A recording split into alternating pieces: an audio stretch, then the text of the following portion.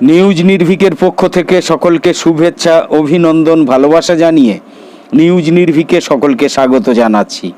আপনারা দেখছেন নিউজ নির্ভীক, আর প্রতিদিনের মতো আজ 22শে জুন শনিবার দেখছেন ঝটপট 10টা খবরের আরও একটা পর্ব। আজ প্রথমেই রাজ্যের খবরে থাকছে পশ্চিমবঙ্গ প্রদেশ কংগ্রেসের সভাপতি অধীর চৌধুরী পদত্যাগ করেছেন। নিউজ নির্ভীকের ঝটপট 10টা খবরের প্রথম এই খবর ছাড়াও প্রথমে আঞ্চলিক খবর, তারপর জাতীয় খবর এবং সবশেষে আন্তর্জাতিক খবর মিলিয়ে আরও গুরুত্বপূর্ণ যে খবরগুলো থাকছে সেগুলো হলো প্রিয়াঙ্কা গান্ধীর জন্য ভোট প্রচারণায় প্রস্তুত মমতা বন্দ্যোপাধ্যায়, এনডিএ সরকারকে পার্লামেন্টে চেপে ধরার কৌশল ইন্ডিয়া জোটের, নিটের প্রশ্নপত্র ফাঁসে ঝাড়খণ্ড থেকে গ্রেপ্তার আরও 5 জন, ধৃতদের মধ্যে রয়েছেন এই কাণ্ডের মূল সন্দেহভাজন। উত্তরবঙ্গের সব জেলার পরে এবার দক্ষিণবঙ্গের 10টা জেলায় মৌসুমি বায়ু। এক নজরে দেখে নিন বাংলার আবহাওয়া। প্রধানমন্ত্রী নরেন্দ্র মোদীর সঙ্গে বৈঠক করেছেন বাংলাদেশের প্রধানমন্ত্রী শেখ হাসিনা। নিশ্চিতভাবে হতাহতের দাবি, ইসরায়েলের নৌঘাঁটিতে কামিকাজে ড্রোন দিয়ে হামলা চালিয়েছে হিজবুল্লাহ। মার্কিন কর্মকর্তাদের আশঙ্কা, হিজবুল্লাহ ক্ষেপণাস্ত্র হামলা সামাল দিতে পারবে না ইসরায়েলের আয়রন ডোম। গাজা উপত্যকার রাফায় শুক্রবার ইসরায়েলি একটা হেলিকপ্টারকে লক্ষ্য করে রুশ নির্মিত ভূমি থেকে আকাশে নিক্ষেপযোগ্য শ্যাম ক্ষেপণাস্ত্র ছোঁড়া হয়েছে। ফিলিস্তিনকে এবার রাষ্ট্র হিসাবে আনুষ্ঠানিকভাবে স্বীকৃতি দিয়েছে আর্মেনিয়া। শনিবার দিল্লির হায়দ্রাবাদ হাউসে বাংলাদেশের প্রধানমন্ত্রী শেখ হাসিনার সঙ্গে বৈঠকে প্রধানমন্ত্রী নরেন্দ্র মোদী বলেছেন, বাংলাদেশিদের জন্য মেডিকেল ভিসা চালু করা হবে। সব মিলিয়ে নিউজ নির্ভীকের ঝটপট 10টা খবরের আজকের পর্বে দেখে নিন এমনই সব গুরুত্বপূর্ণ কম বেশি 10টা খবর। পশ্চিমবঙ্গ প্রদেশ কংগ্রেসের সভাপতি অধীর চৌধুরী পদত্যাগ করেছেন। শুক্রবার সন্ধ্যায় কংগ্রেসের হাইকমান্ডের কাছে পদত্যাগপত্র জমা দিয়েছেন তিনি। পরে সাংবাদিকদের এই তথ্য নিশ্চিত করে পশ্চিমবঙ্গ কংগ্রেসের এই শীর্ষ নেতা বলেছেন, মল্লিকার্জুন খাড়গে কংগ্রেসের কেন্দ্রীয় প্রেসিডেন্ট হওয়ার পর পশ্চিমবঙ্গে নতুন কমিটি গঠন করা হয়নি, ফলে তখন থেকেই কার্যত পশ্চিমবঙ্গ রাজ্য কংগ্রেসের সভাপতির পদটা শূন্য ছিল। এখন পশ্চিমবঙ্গ রাজ্য কংগ্রেসকে নতুন কমিটি গঠন করতে হবে এবং সেই কমিটির সভাপতি কে হবেন তা আপনারা যথাসময়ে জানতে পারবেন। পশ্চিমবঙ্গের মুর্শিদাবাদের বাসিন্দা অধীর রঞ্জন চৌধুরী জেলার বহরমপুর আসন থেকে এ পর্যন্ত 5বার এমপি নির্বাচিত হয়েছেন। গত মেয়াদের লোকসভায় তিনি বিরোধী দলের নেতাও ছিলেন। এছাড়া সদ্য শেষ হওয়া নির্বাচনে পশ্চিমবঙ্গে কংগ্রেসের নেতৃত্বাধীন রাজনৈতিক জোট ইন্ডিয়ার প্রধান মুখপাত্রও ছিলেন অধীর চৌধুরী। তবে এবারের লোকসভা নির্বাচনে ভারতের প্রাক্তন ক্রিকেট তারকা ইউসুফ পাঠানের কাছে তিনি পরাজিত হয়েছেন। গত বৃহস্পতিবার কংগ্রেসের জ্যেষ্ঠ নেতা এবং ভারতের প্রাক্তন কেন্দ্রীয় অর্থমন্ত্রী চিদম্বরম কলকাতায় এসে রাজ্যের মুখ্যমন্ত্রী মমতা বন্দ্যোপাধ্যায়ের সঙ্গে সাক্ষাৎ করেছেন। তার সঙ্গে প্রায় 40 মিনিট বৈঠকও করেছেন। তবে অধীর চৌধুরীর সঙ্গে সাক্ষাৎ কিন্তু করেননি তিনি। এই ঘটনার একদিন পরেই পদত্যাগপত্র জমা দিয়েছেন অধীর চৌধুরী। প্রিয়াঙ্কা গান্ধীর জন্য ভোট প্রচারণায় প্রস্তুত মমতা বন্দ্যোপাধ্যায়, এনডিএ সরকারকে এবার পার্লামেন্টে চেপে ধরার কৌশল ইন্ডিয়া জোটের। এই সময়ের ইন্দিরা গান্ধী বলে খ্যাত প্রিয়াঙ্কা গান্ধী ভদ্র কয়েক দশকের স্বপ্ন পূরণ করতে চলেছেন। ভাই রাহুল গান্ধীর ছেড়ে দেয়া লোকসভার ওয়েনাড়ে আসন থেকে উপনির্বাচনে প্রার্থী হচ্ছেন তিনি। আর তার এই নির্বাচনী প্রচারণায় সঙ্গী হবেন পশ্চিমবঙ্গের মুখ্যমন্ত্রী তথা তৃণমূল সুপ্রিমো মমতা বন্দ্যোপাধ্যায়। দলীয় সূত্রগুলো বলেছে, লোকসভা নির্বাচনে বারাণসী থেকে প্রধানমন্ত্রী নরেন্দ্র মোদীর বিরুদ্ধে প্রিয়াঙ্কা গান্ধীকে প্রতিদ্বন্দ্বিতার আহ্বান জানিয়েছিলেন মমতা বন্দ্যোপাধ্যায়। নির্বাচন পূর্ব সব বিরোধিতা ঝেড়ে ফেলে তৃণমূল কংগ্রেস এবং বিরোধী ইন্ডিয়া জোট শক্তিশালী অবস্থানে বলে কঠোর বার্তা দেওয়া হয়েছে যে এবার কংগ্রেস নেত্রী প্রিয়াঙ্কা গান্ধী ভদ্রের নির্বাচনী প্রচারণার জন্য প্রস্তুত রয়েছেন মমতা বন্দ্যোপাধ্যায়। এইসব তথ্য দিয়েছে দলীয় বিভিন্ন সূত্র।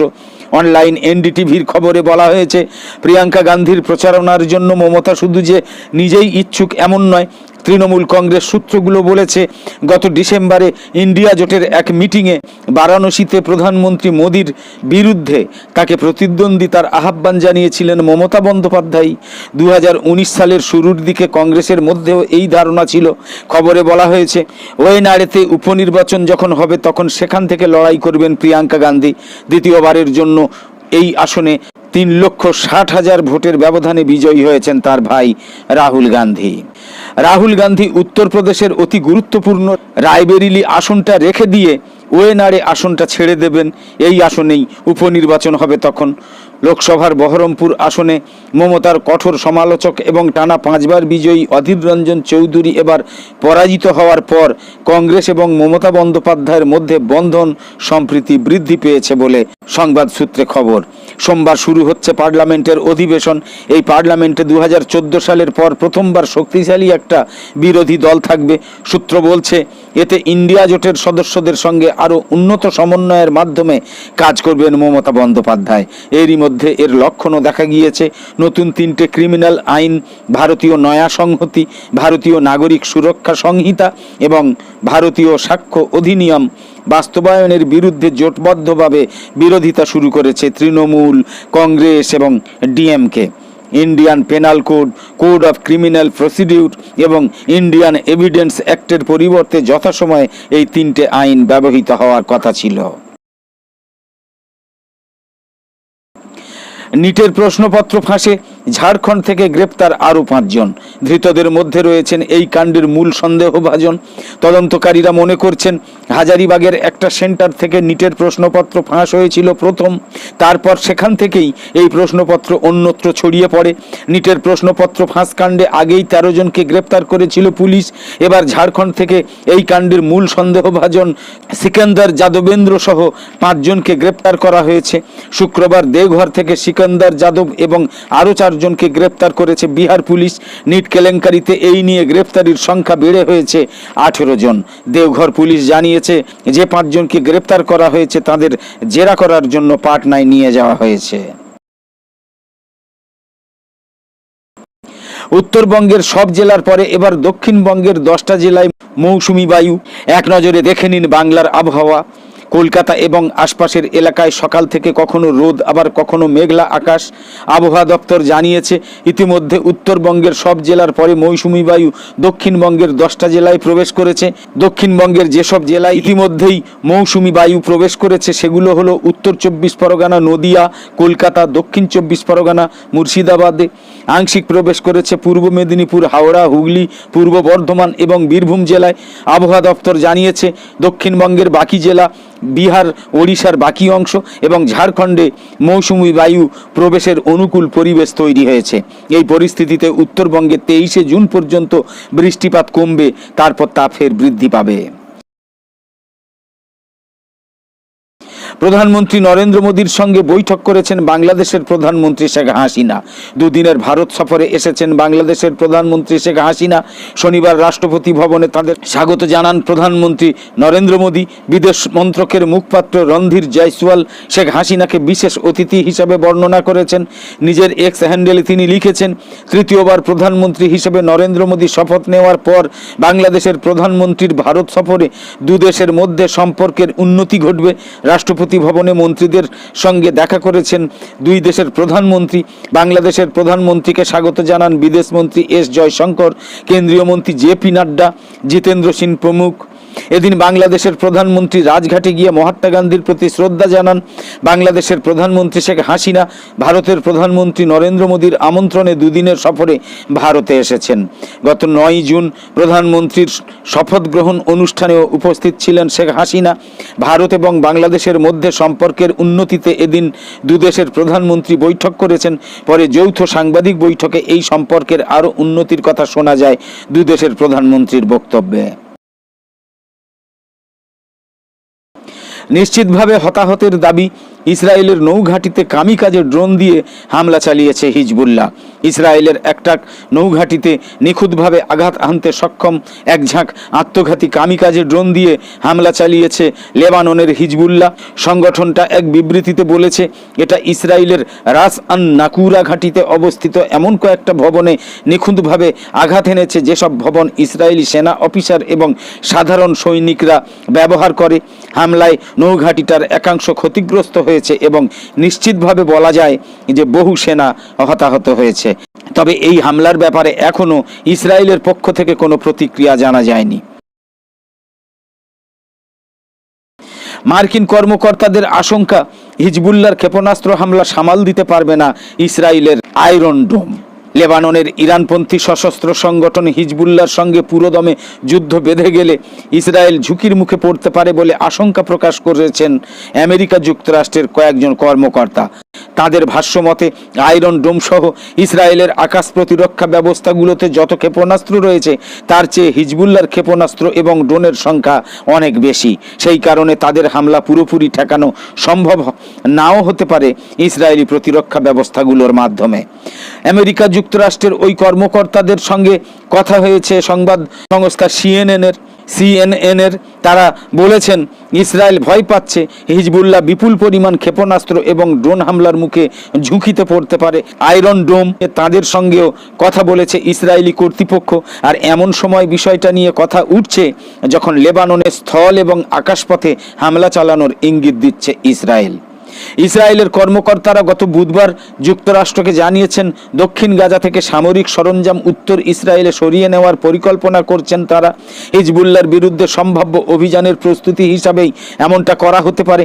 এই নিয়ে আমেরিকা যুক্তরাষ্ট্রের একজন কর্মকর্তা বলেছেন, আমাদের পর্যালোচনা বলছে আয়রন ডোমের কয়েকটা ব্যাটারির পাল্টা হামলা ঠেকানোর পুরো সক্ষমতা আদেও নেই।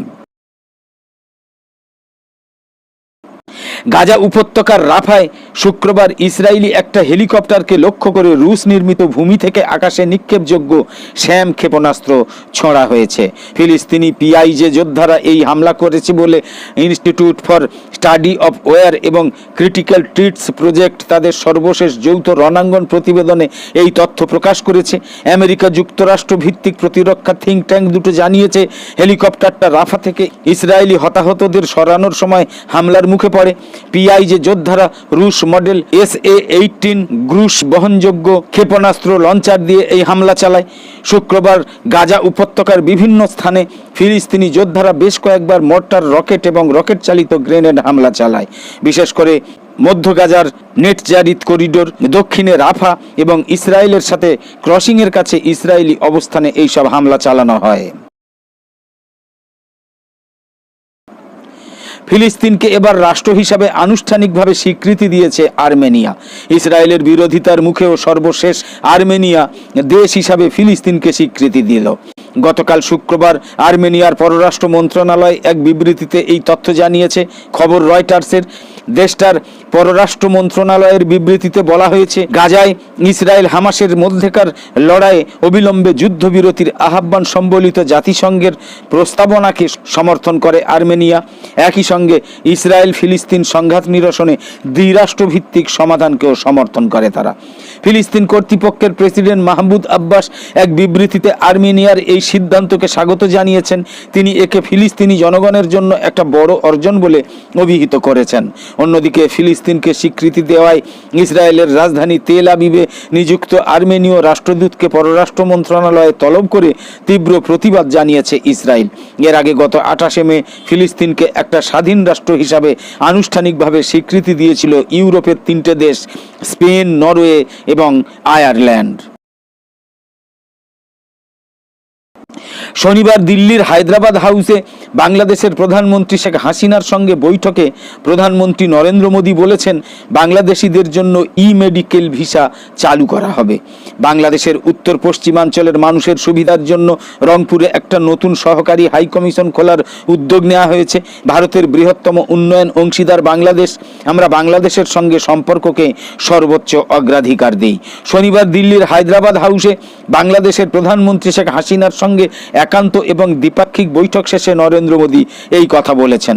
নরেন্দ্র মোদী আরও বলেছেন, আমি ক্রিকেট বিশ্বকাপে আজকের অর্থাৎ 22শে জুন ম্যাচের জন্য ভারত এবং বাংলাদেশ উভয় দলকে শুভকামনা জানাই। হায়দ্রাবাদ হাউসে দুদেশের প্রধানমন্ত্রীর অংশগ্রহণে প্রতিনিধি পর্যায়ের বৈঠক অনুষ্ঠিত হয়। দুদিনের রাষ্ট্রীয় সফরে বর্তমানে দিল্লিতে অবস্থান করছেন প্রধানমন্ত্রী শেখ হাসিনা। শনিবার তাকে ভারতের রাষ্ট্রপতি ভবনে উষ্ণ আনুষ্ঠানিক অভ্যর্থনা জানান নরেন্দ্র মোদী।